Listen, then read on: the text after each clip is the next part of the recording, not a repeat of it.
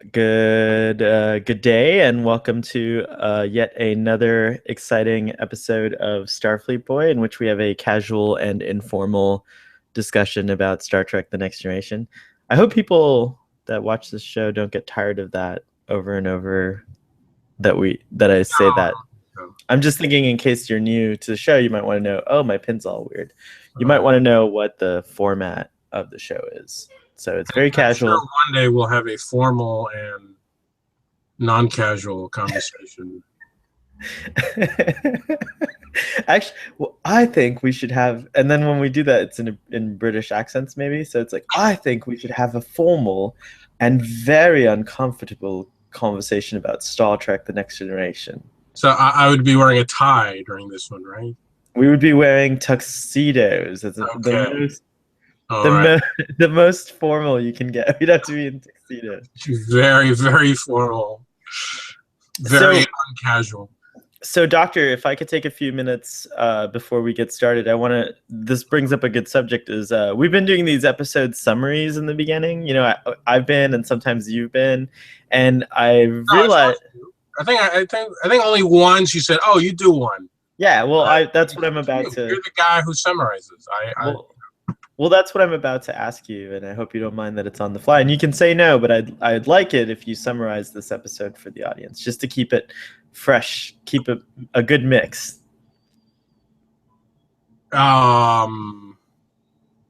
Okay. So it's called Home Soil. I'll chime in where I think necessary. Okay. Gosh, and I saw this episode like a week ago. Oh, then I'll give this. It sounds like you're not ready. No, I can. No, let me give it a try. Let me give it a go. All right, go. Okay, so the Enterprise arrives at this terraforming colony On a planet called Valera 3, I think. Valera 3, and as they check in with them, Troy's spider sense tingles when she sees the former head of the KGB and the 007 universe say, basically, Director Mendel, by the way. Director Mendel basically says, "Look, just okay, you've checked in. Now go away, leave us alone." And Troy interprets all of this as being highly emotional, and he's hiding something. There's something wrong on the planet. We have to go investigate. So Picard sends an away team, and they meet the other terraformers, and everything seems okay on the surface. But when one of them goes into one of their labs, suddenly there are screams of death, and a laser has killed one of the terraformers, and a mystery begins. And it's like Clue, but on a terraforming station, actually. Exactly. Yes. It was in the parlor room with the laser. Colonel Mustard with the laser. Yes. So Data solves the game of Clue when he and Geordi find a strange non-organic entity, and it gets beamed aboard the Enterprise, and soon they fulfill their mission of boldly going where no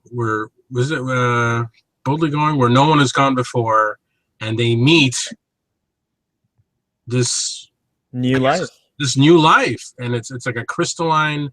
Actually, it bears some similarity to the crystalline entity. And so this crystalline non-organic entity feels that they've declared war on them, on that planet. So therefore, they retaliate on the Enterprise.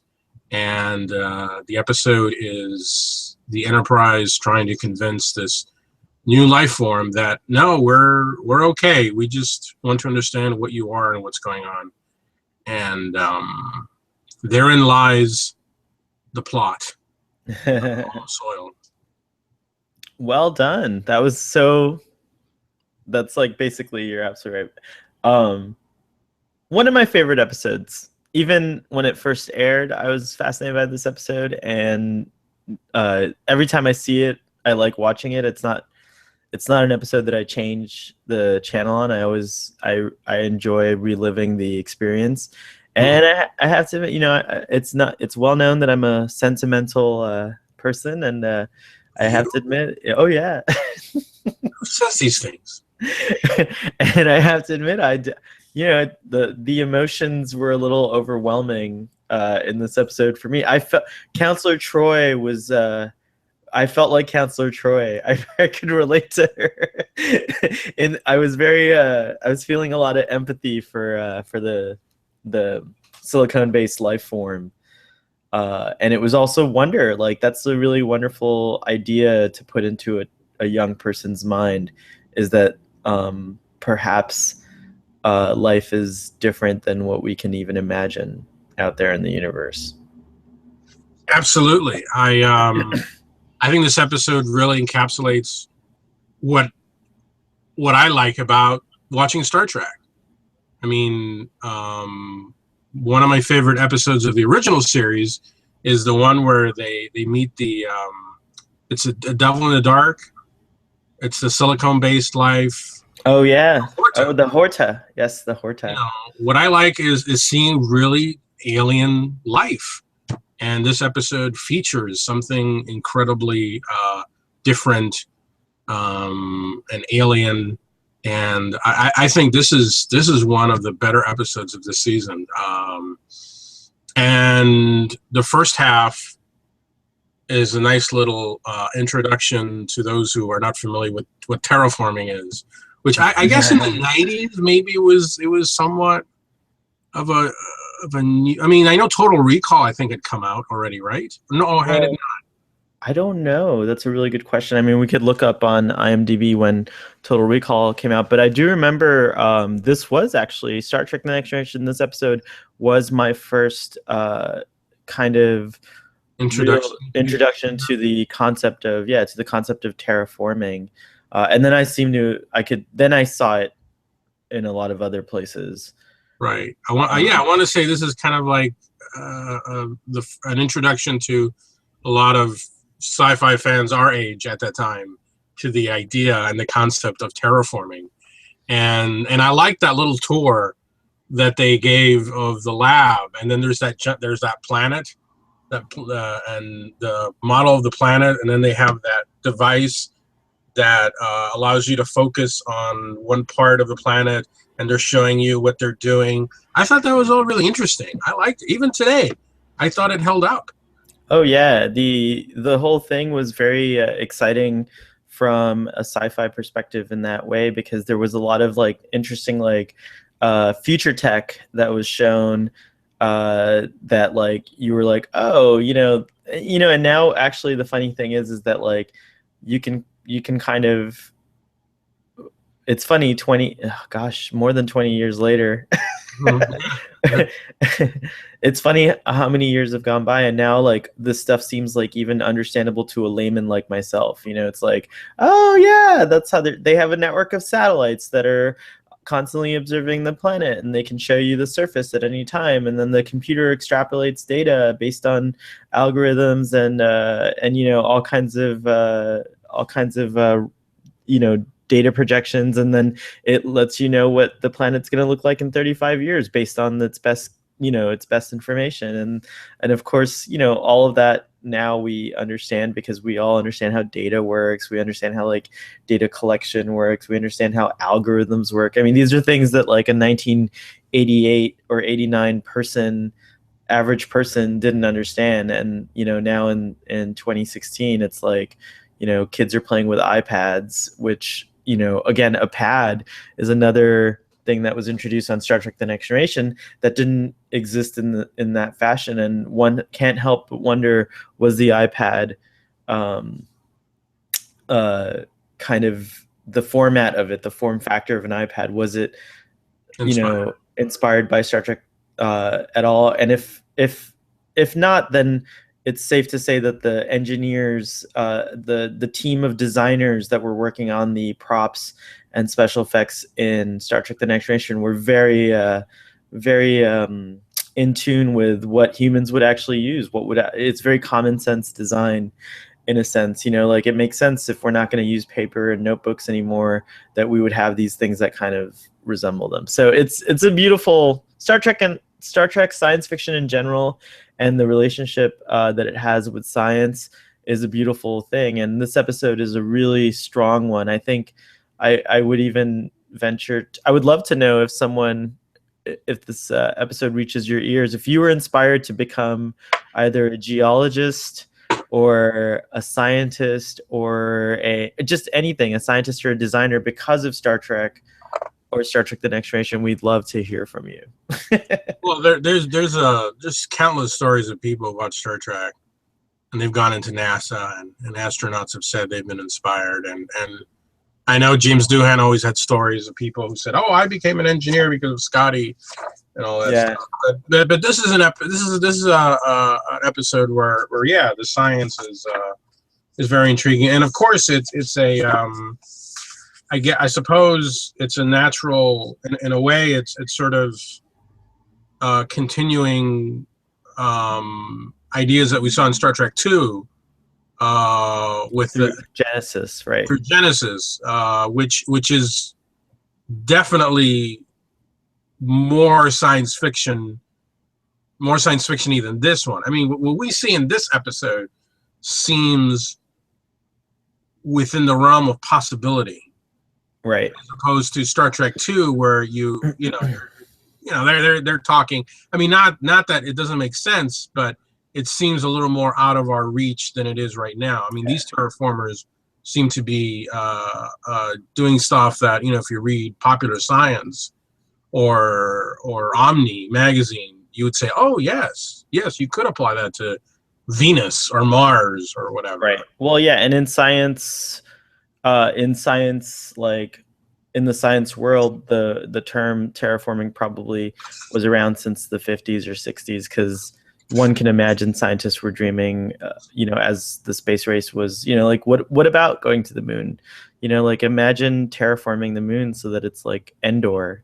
That would be amazing. I'd love to live on Earth's forest moon. That would be a wonderful experience. But I guess for Star Trek fans, especially me at a young age, this was a great introduction to terraforming. And the writers chose to make it kind of a mystery. What terraforming was a mystery to the crew and a wonder as well. That was a curious plot. When you think about it, you realize they probably should have known more about it than they did, but it was a nice way of introducing the concept to the audience. You're absolutely right. And and I guess what's interesting is that the concept of terraforming in this instance is probably the most realistic portrayal of what an actual terraforming operation would look like. Something that would take 35 years, whereas Genesis, it was a pretty quick process. You shoot this Genesis device into a planet, and then it basically melts it and then reforms it, which is if you think about what the Genesis device is doing, like if you remember the graphic that was playing, Dr. McCoy, that upset Dr. McCoy so much. Upset Dr. McCoy said, that's such a good. Learn to govern your passions. It's a pretty scary and violent. See, like this terraforming operation, like it's gradual. It's gradual, and you have a chance to actually it's essential that it's gradual, because these poor life forms that were on the planet that they previously thought was lifeless would have stood no chance if it were a Genesis thing. And in fact, we'd probably have a different outcome altogether. But that's an interesting point too, is that terraformers have a code of ethics. And they believe that you should only terraform a planet which has been proven to be lifeless. Now, lifeless. What's that? Which we see in Star Trek II.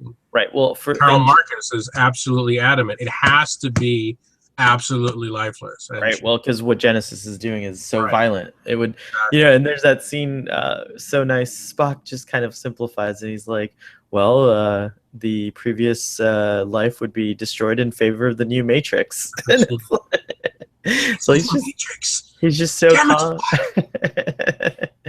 Spock is just so calm about mass death. Um,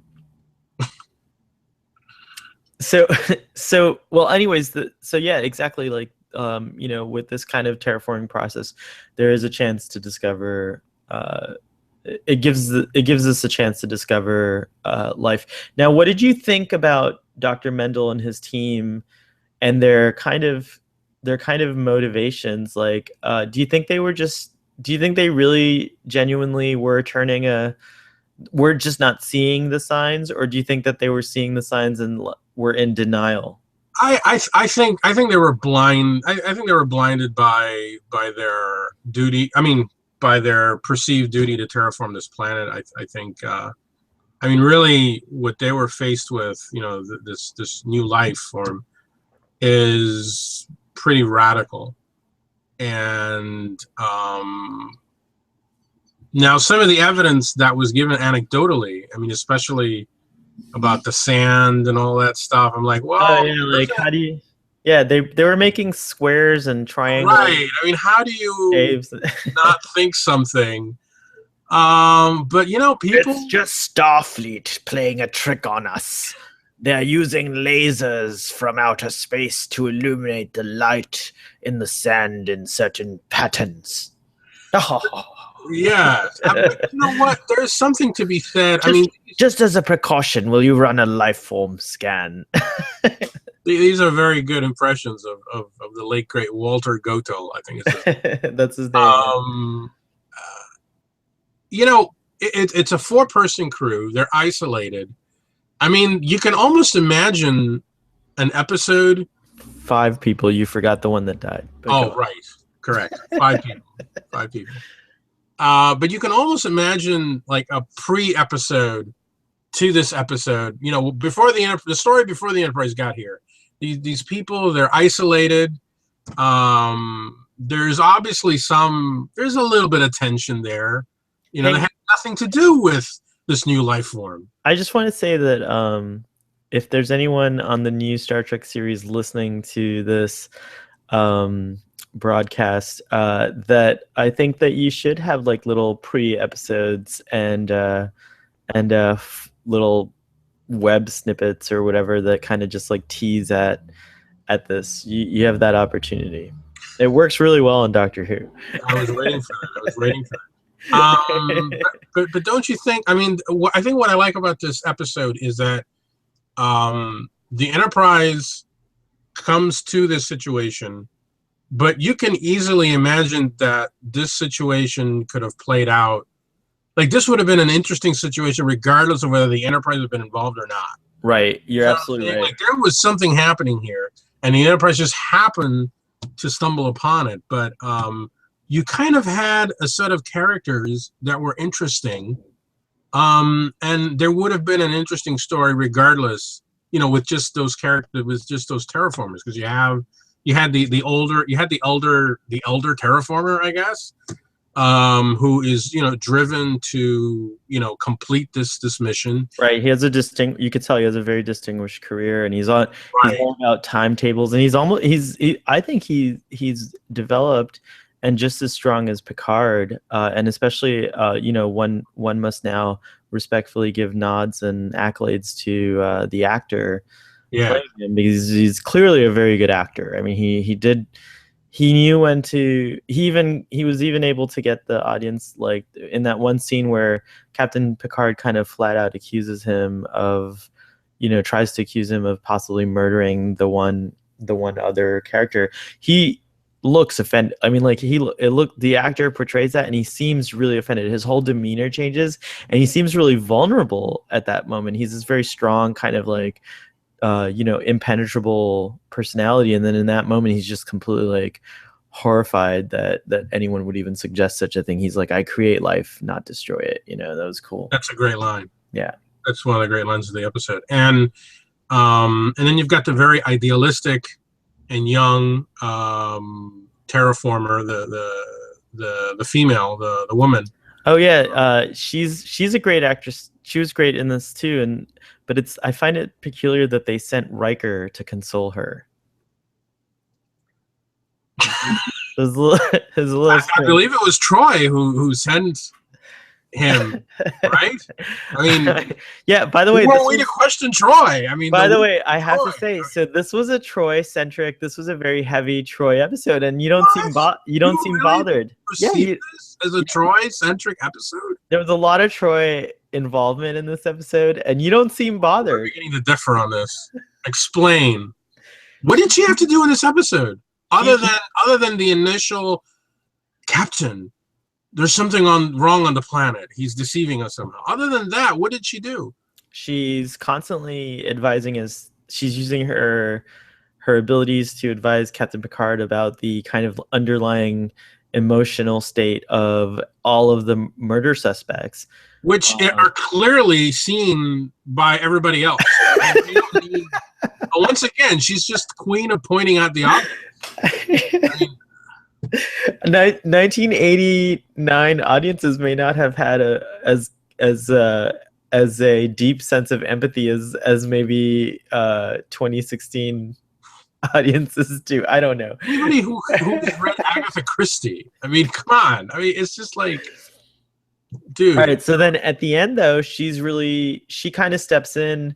And like, you know, she steps in that desperate moment when they're trying to have negotiations with the silicone-based life forms, which I don't like the name, by the way, microbrain. They call this poor thing the micro. Yeah, which reminds me of Q's characters. Insult. Yeah, he's insulting Worf. Usually calls him microbrain, macro head. Yeah, so I don't know if I enjoyed the microbrain name for them. But anyway, she steps in and she says to them, she lets them know that we think that they're beautiful. We think that they are beautiful, and I think that kind of like shocks the microbrain into kind of sort of being like, well, that's weird. We just called these things ugly, and they are because they're killing us. But they think we're beautiful. Maybe there is a misunderstanding there. I think she plays a lot of important kind of. She's a key player in the revelation of the plot here, and I again, you didn't seem too bothered. You're not bothered more than usual. Because I really honestly have no memory of Troy having much to do in the episode. To be honest, I thought among the cast, the core cast, the three that stood out, obviously, you know, Picard. Second is Data. You know, Data's great. Data engages the laser, which destroys that thing. Destroys the thing, and I love when the guy is just standing next to it, and he's always like, "This took 2 years to build," and then he's just like, "Oh, you know." I mean, it's a great moment. It's. I mean, I was waiting for the wah wah wah. Or it's like reminiscent of when Luke kills the Rancor. And the Rancor's Wrangler in Star Wars is like, wow, you know, like exactly. And then later on, I remember as a kid just realizing what a badass character Data is. Yeah. In this episode, I remember being just like, holy shit! Like Data just completely like made mincemeat out of this like really powerful laser, and he was able to maneuver faster than it could, and it's supposed to be really fast. And also, it's Data who realizes that he's the one that rationalizes that, you know, the way the laser was moving was indicative of somebody controlling it. Yeah, you know, I mean, this could have been just cast aside as a freak accident, but it's Data, and it's interesting because, you know, Data being the android. Realizes that this is not just a computer acting, you know, going haywire. This is a mind, a living mind controlling this device. And and then later on, there's other scenes where Data seems very, you know, Yeah, and come to think of it, like this is an episode, I can't think of a lot of episodes where this happens, but it seems like in this episode in particular, every core member of the crew gets like a nice little scene. I mean, Worf even, when they're trying to analyze the pattern being emitted by the silicone-based inorganic life form, the three of them, uh, Worf, Data, and Geordi are at the Alcar station, at their various Alcar stations doing research, and that's a pretty funny scene when Worf and they're all discussing like the different aspects of this life form, and they're kind of like coming to the conclusion that it's like somehow able to convert light into energy, and it and everything. And then Worf has that moment where he's like, it's kind of a funny moment where he's like, what do you think it is? And what do you think this is? And the computer answers and says possibly inorganic life form, and he's like, I wasn't asking you. Yeah, And then Geordi has that other beautiful scene. He's the one who actually discovers when he's exploring. that is a nice scene. Yeah, and he discovers the life form, and he's describing its the light is harmonious, almost like music, and there's no pattern that he can discern, and that's a really nice little moment. And then Dr. Crusher has a huge part to play in the medical lab. Person I was gonna say. Yeah, she's really great in terms of all that. And then Commander Riker's, and it's a pretty balanced episode. Even Tasha is appropriately in there, in the mix, and she seems to have like some input to make. And I thought that was wonderful to see like the crew collaborating in various ways to uncover the mystery of this life form and what's going on the planet and the murder itself. Yeah, I thought it was really well balanced. But obviously, you're right. There are cast members that did have, characters that did have more to do than the other. And I also thought Picard was superb. This was like an instance that shows how his captaining is, like he's a very cerebral, very like thoughtful captain, and he's come to he jumps to a few conclusions, but he's not attached to them. He just wants to get to the bottom of it, and he's doing it in like his kind of Dixon Hill sort of way. It's interesting you mentioned his captaining. The events of this episode are mentioned in one of Peter David's novels. It's one that involves the Mirror universe in the next generation in the Mirror universe. And one of the things that Picard, our Picard, is horrified about his mirror counterpart is that his mirror counterpart destroyed the life forms on this planet. Oh.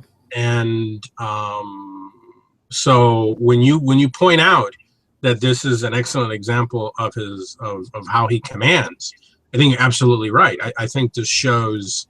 I think this is one of the highlights of Picard's career, almost. This is a brand new life form. How many other times?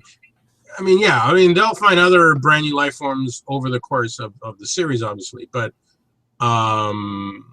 this is one of the more unique ones, and he certainly balanced the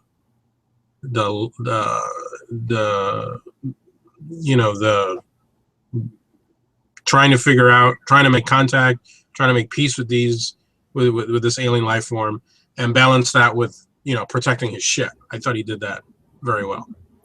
If I remember correctly, I don't know if this was one of the episodes, but there were quite a few Emmy awards that went to writing on Star Trek: The Next Generation, and this is an episode where you could see why. If this wasn't Emmy nominated, it wasn't, no, unfortunately. Oh, okay. Well, but you can see why Star Trek: The Next Generation was nominated for Emmys for its writing. I mean, it is really great writing. Just the whole it's a very complex kind of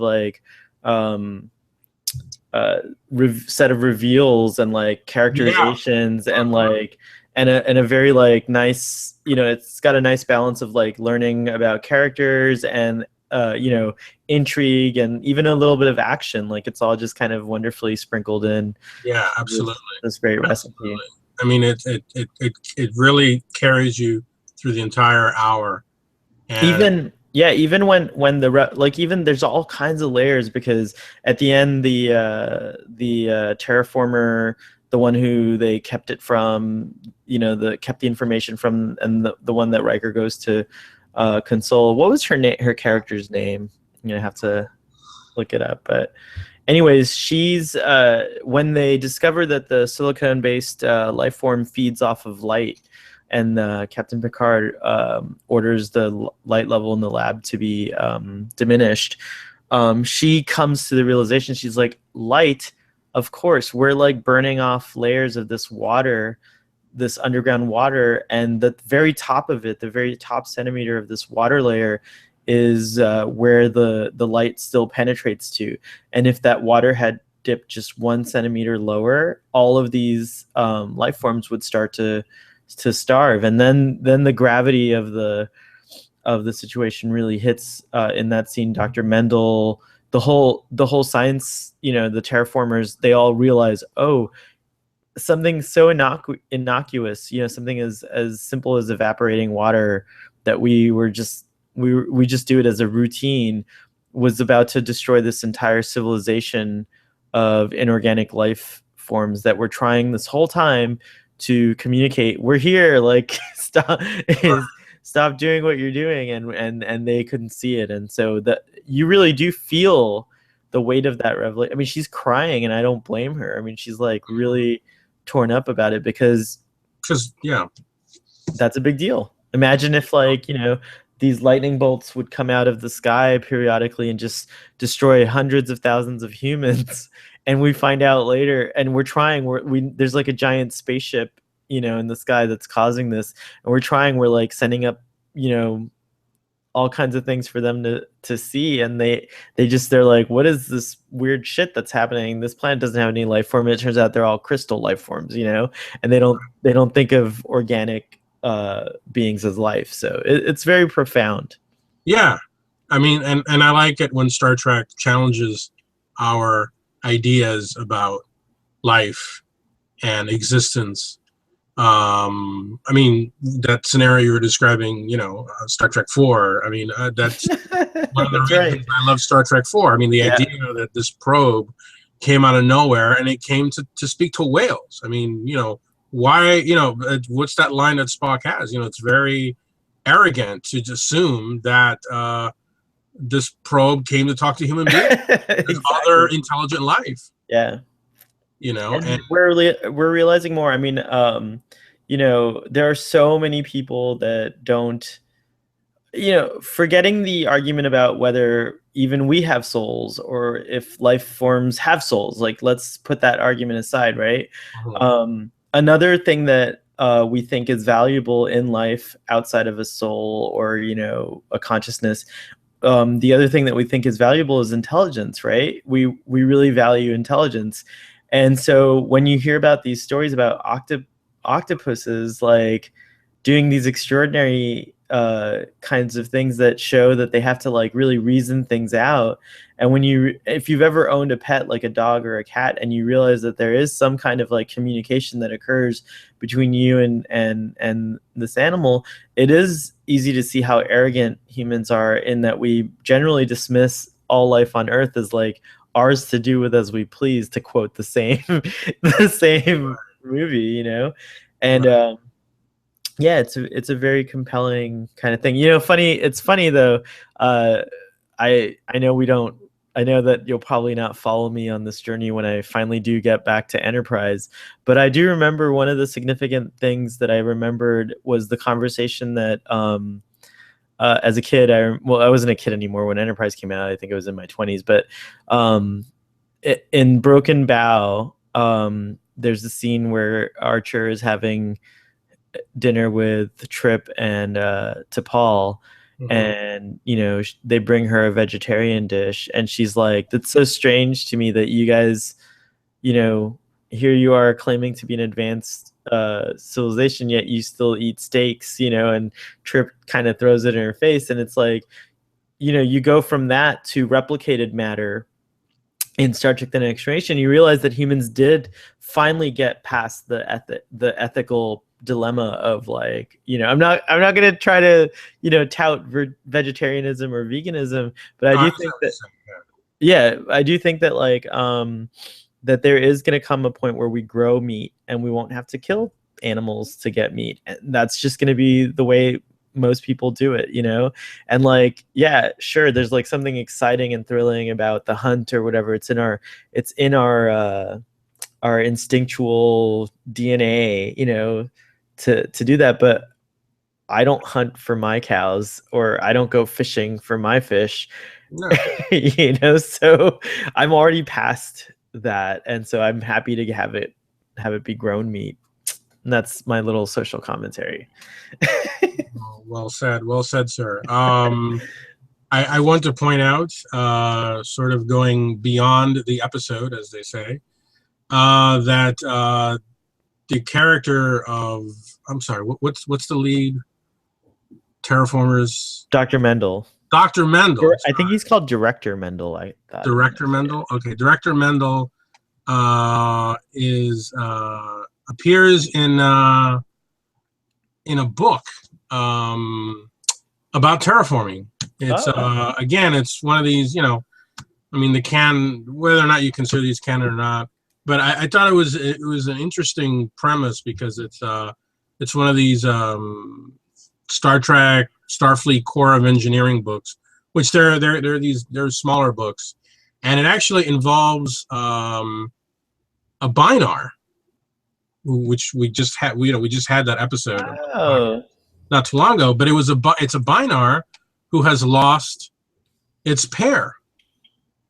So and the binars have this binar who has lost her pair is a pariah in the society. Oh man, that's terrible. This binar has been, you know, excised from the cast out, and actually has taken on a regular name, because apparently the binars all use some variation of 1010 as their names, but this one takes the name of Solomon, and Solomon apparently somehow they consult Dr. Mendel with the terraforming of Venus. Which is interesting that even in the time of you know, Star Trek, Venus is still an untamed planet, which is certainly one of the planets that I mean, I can't tell you how many times growing up I would read these you know, these science forecasting books, let's call them, you know. Right. That, you know, you and I read these books, you know, Omni, exactly, you know, magazines like that, and talking about, you know, how Venus could be tamed if you just introduce. I mean, obviously Venus has a mostly carbon dioxide atmosphere. If you can just introduce if you could throw plants in there, which plants are gonna, you know, consume the carbon dioxide, what are the plants gonna do? They're gonna excise oxygen. I don't know if the Venetians would be very happy about that. I mean, I don't know. Are, according to Doctor Who, the Venusians are long gone, my friend. the third Doctor dealt with the Venusians, learned their Aikido, and that was a very, very long time ago. Don't have to worry about that. All right, very good. And I also want to point out that the younger female terraformer, she was a former Miss Hawaii. Oh. And I think she's actually gone on to do some environmental stuff. And she was on the show China Beach. I don't know what that show is, but that was a very popular show in the late 80s, early 90s. It's the one that was the nurses in Vietnam. What's the actress's name? Let me consult. Oh, your Star Trek companion. Very cool. Star Trek companion. We are talking about Elizabeth Lindsay, and of course the Dr. Mendel is of course played by. Did we mention it Yeah, yet? you mentioned the actor's name. But did we mention what he's known for? William Oh, Goldflesh? I don't know if you did. Oh, yeah. Go ahead. Well, he is known as being the head of the KGB in the James Bond movies, running from basically the 60s, the second movie from Russia with Love, all the way up to I think his last appearance was Living Daylights with Timothy Dalton's Bond, and in which case he had been in the series for so long, and fans loved him so much that they actually in that movie they said that he is no longer the head of the KGB. Now he's in charge of he's the guy that gives Russians visas to visit the West, because they wanted to make him nicer, because he'd been in these movies for so long. Everybody loved the guy, So it's like, well, we don't have the heart to make him a villain anymore. He's been around for so long, which I thought was very amusing. That is amusing. That's very nice honor to be given to an actor where you're so beloved that your character now is shaped after you. He will always be special to me. Gogol, that was his name. Oh, okay. He'll always be, this actor will always be special to me because when I was a kid, the first time I saw this episode, I was like, oh my gosh, is my Uncle Morris an actor? And I thought, like, genuinely thought that my uncle was harboring a secret life as an actor, because they look so alike. Did you ever recognize him in the Bond movies? I did, because the bulk of the Bond movies I saw when I was like just a kid, and Roger Moore's, which is one of Nintendo's, yeah. So I did recognize him, but I forgot that fact this time around. Like, I totally forgot about it. All these years later, it just got buried deep inside the vaults of my memory. The vaults that are so deep that I've lost the keys. I do not know how to. We all have vaults like that. I no longer know how to access some of my memories. They're just somewhere deep inside the Swiss bank account of my mind. We all have vaults like that.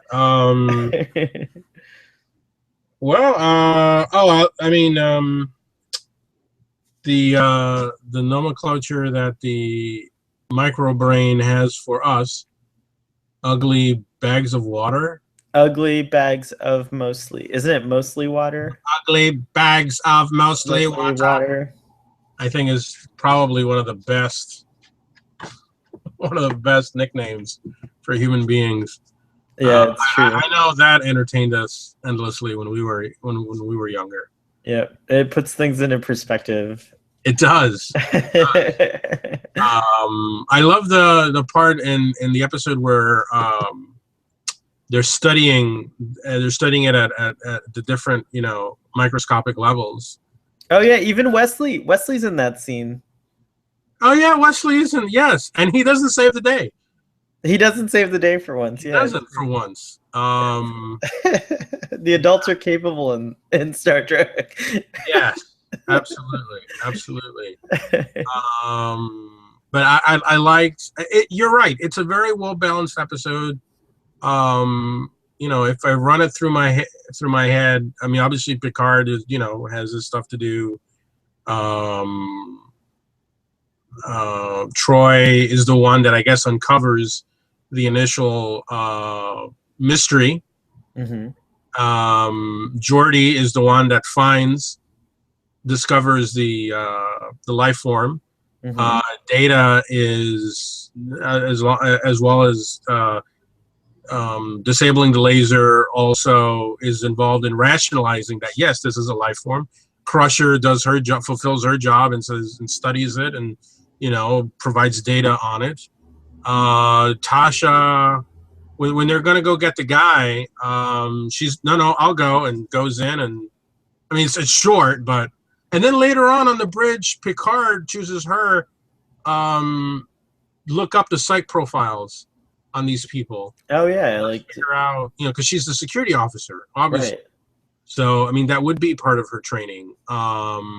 So you're absolutely right. Everybody is well tasked in Yeah. this episode, and you really see something that um, the you realize that the tasks that this crew have are a little more, they're a little more diversified than what you would find in the original show. The original show, basically everybody's task was on the bridge.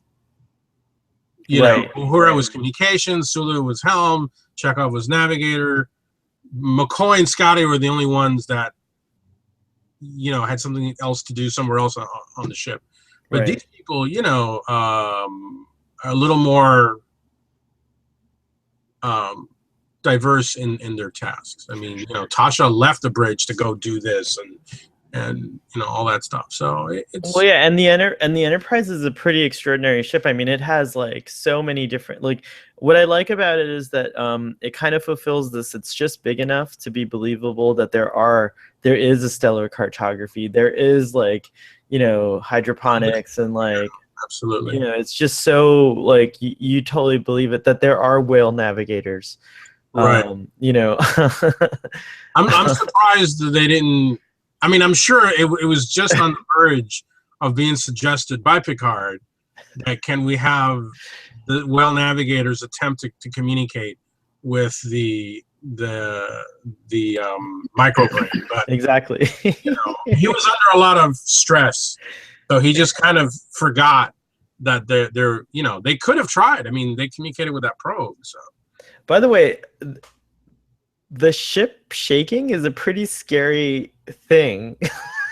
Like, it's like a thundering sound, and I thought about it. Like, I never thought about this when I was a kid. I mean, it was always like, oh, cool, the ship's like gonna get torn apart.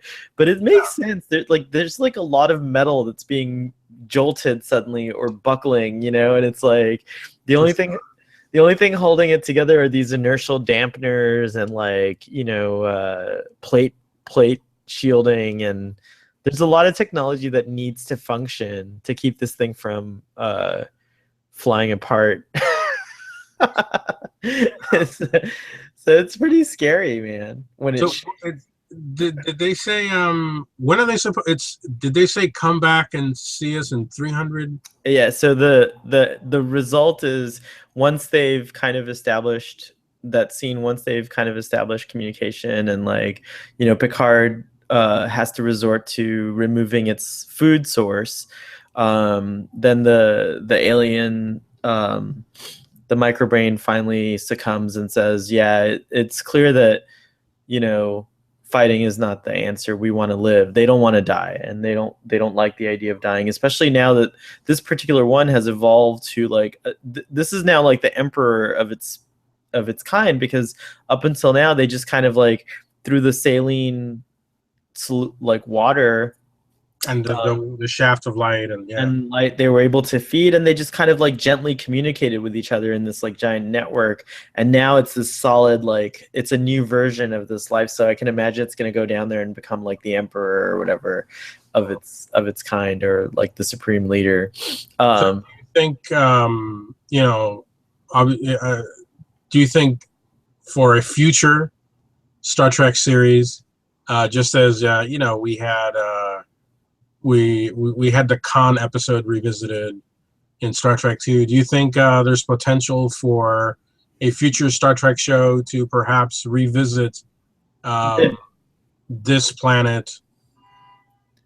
if the show doesn't take place 300 years from now, then no. I hope that Starfleet and the Federation will respect the wishes of the crystal like life forms, and genuinely not come back for 300 years, because maybe this life form being If we have, yes, if we have a Star Trek show that takes place 300 years oh, from they better come back.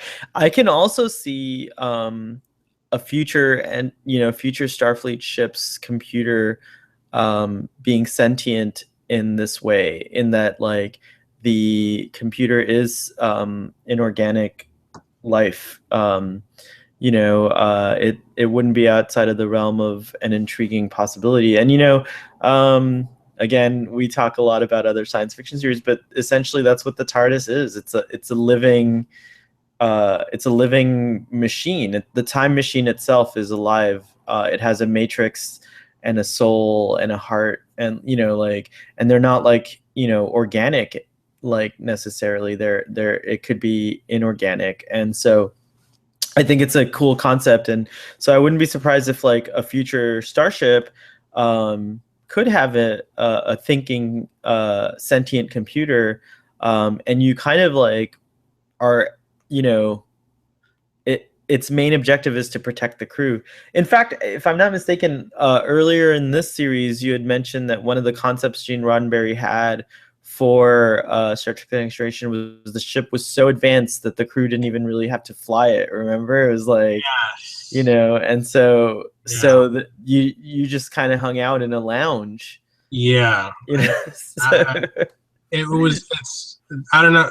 Yeah, the sketch they made of that bridge was really quite something else. It was very high. Essentially, the ship that there was no navigator, there was no helm. The ship ran it all.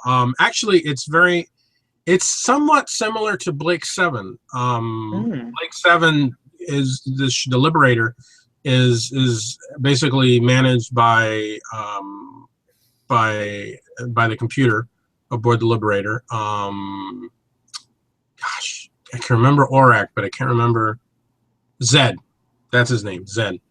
And but and you do, there is kind of like a lounging area on the bridge, and you often do find that Blake crew is just sitting around. I mean, there is helm control. I mean, there is manual helm control, and you do see them flying the ship. But most of the time, you do just see them just hanging out on the couch. The ship is taking care of everything. Yeah, I mean, it's not outside. Sorry, I didn't mean to. Go ahead. Well, it's not outside the realm of possibility that like a computer could be that advanced. And like now in our popular fiction, like Iron Man, for example, the character of Jarvis is definitely artificial intelligence and seems to exhibit sentience. And then of course, Ultron and the Vision all spawn from that as well. So I mean, there's some interesting things that can definitely happen. And I think some of our most kind of some of the thought leaders in that landscape, such as Mark Zuckerberg and Elon Musk, and that's what they're after. They want artificial intelligence. So it's an interesting concept. I proclaim ignorance on this subject. But I seem to recall on Voyager, isn't the concept? It's not the ship's computer, but is it that the ship's engine is alive? Oh, is that right? I don't know. My Voyager is definitely deeply locked in the vaults of my. You have attempted to watch Voyager more often than I have. I have. That is where I cannot go. That is the place I cannot go. That only the Kwisatz Haderach can go there. Only. Which I will attempt. I will find out if I'm alive and human. But but I do recall you on that mission. I do recall that the Voyager. I don't quite recall that. I do recall that the computer was somehow jelly, or like there was like, I don't know, there's some kind of like new thing about the computer that now I'm starting to wonder if Voyager didn't tackle this head on. I'm gonna have to look into it. But also I do remember the ship had some kind of ability to repair itself. It was like a very crude version of like what the Borg ships were able to do, that the Voyager itself. Really? Yeah, I do remember something like that it was an advance. The Voyager was supposed to be some kind of a prototype starship. Interesting. The Prometheus class, right? Isn't that? I have no idea. Voyager. Oh man. Well, when Starfleet Boy gets to Voyager, which will be a while, because the next series after Next Generation, I plan to to discuss with you or anyone is the original series after. Okay. Oh, this is interesting. Yeah. Okay. Oh, So you didn't know the let me plan. ask you this.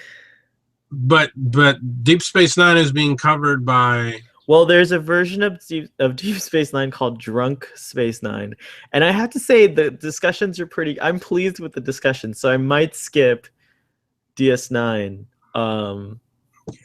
Like Goldie Scott he's a real big So DS9 fan. that's the Yeah. plan. Is you're doing Next Generation, he's doing Deep Space Nine. Drunk You're Space gonna Nine, do the original series, and then Voyager, and then Enterprise. You're gonna do Voyager and Enterprise. Yeah.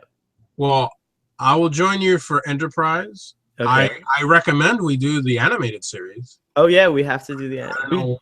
By the way, we forgets the animated series. Yeah, no, we have to do that too.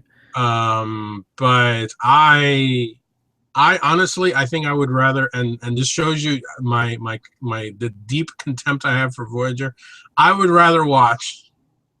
I shouldn't say what I was going to say. Just say it. Just say it. It's I would okay. rather watch those Star Trek, the continuing. Have you seen these Star Trek, the continuing episodes or something? What is this? Is this a fan? The guy that built the sets it's in Florida, and they're amazing sets.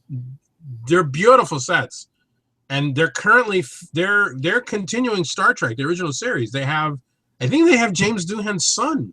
What? Playing Scotty. What? And there's this guy who's he's doing the Kirkisms and stuff, but and they had Colin Baker, of all people.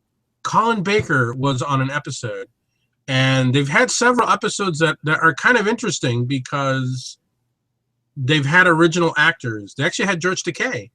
Oh wow, this sounds like a really cool thing. So it's on YouTube, right? It's on YouTube. I would rather do Starfleet Boy on that than Voyager. Okay, well, no offense to those people, but I consider them more canon than Voyager. So we should definitely talk offline about watching. What is it called? Star Trek: The Continuing Voyages. No, it's online somewhere, but we'll come back to this subject. For me, Star Trek ends essentially at I guess at Deep Space Nine,